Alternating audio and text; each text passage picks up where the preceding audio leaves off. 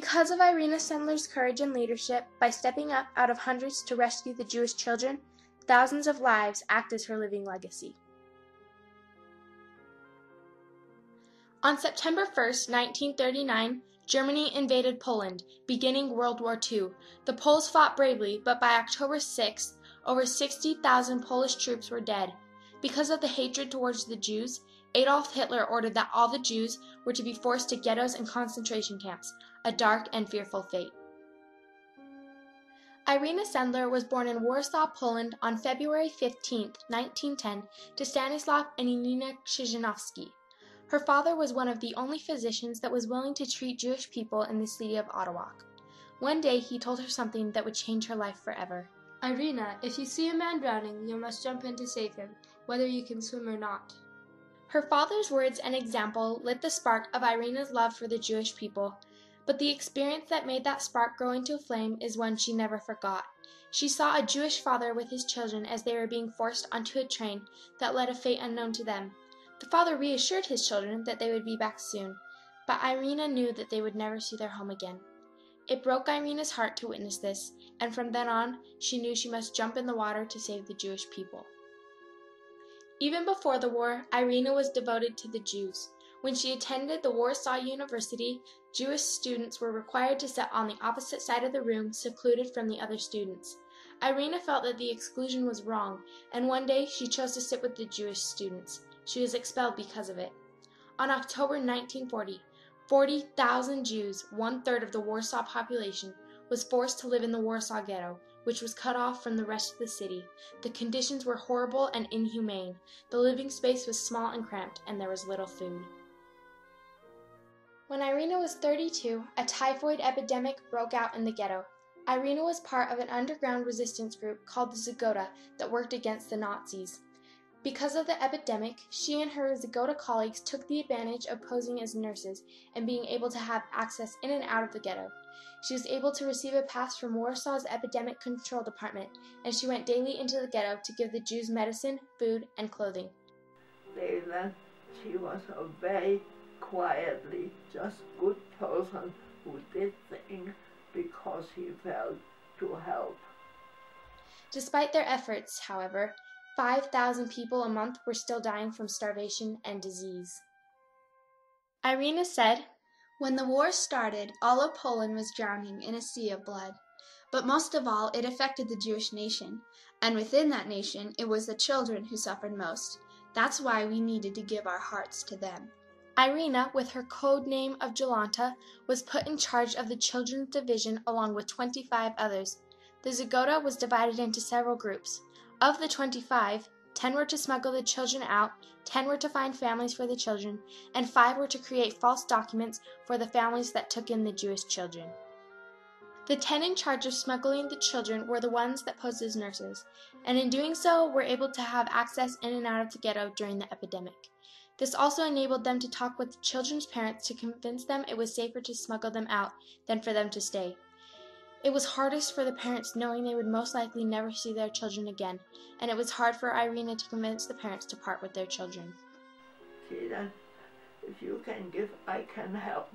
I can get a child out and get it in a good home to live. And she said how difficult it was for mothers who loved their children, but they loved them so much that they give them up.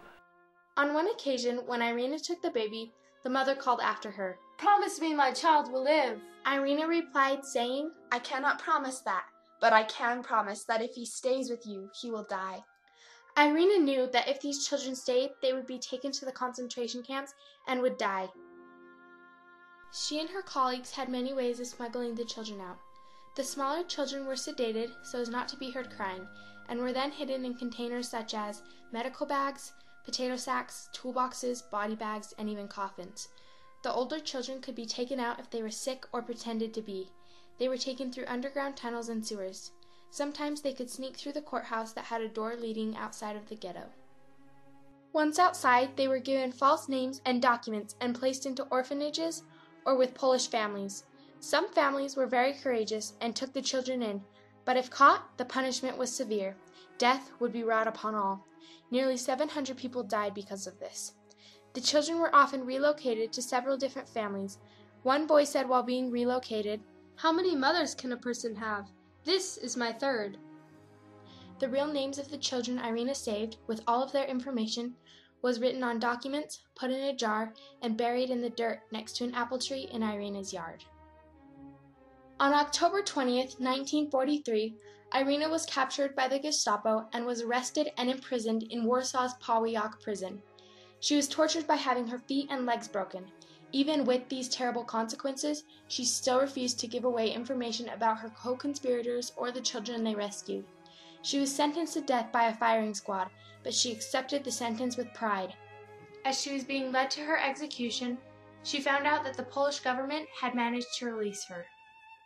Irena went throughout the rest of the war in hiding, much like the children she saved. She helped in any way she could, being relentlessly pursued by the Gestapo. But on April 19, 1943, the Warsaw Ghetto was liquidated. After the war, Irena spent several years trying to reunite as many children with their families as she could. She dug up the names that were buried under a tree and sorted through the documents. She was only able to reunite a few children with their parents, because most of them had perished. Some of the children's foster families accepted them into their home permanently after the war. Irena searched for many years for the children, but some were never found.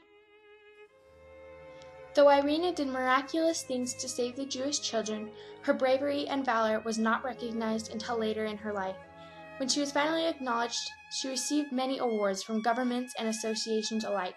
Some of them included Poland's highest distinction, the Order of the White Eagle, in 2003, and was even nominated to win the Nobel Peace Prize.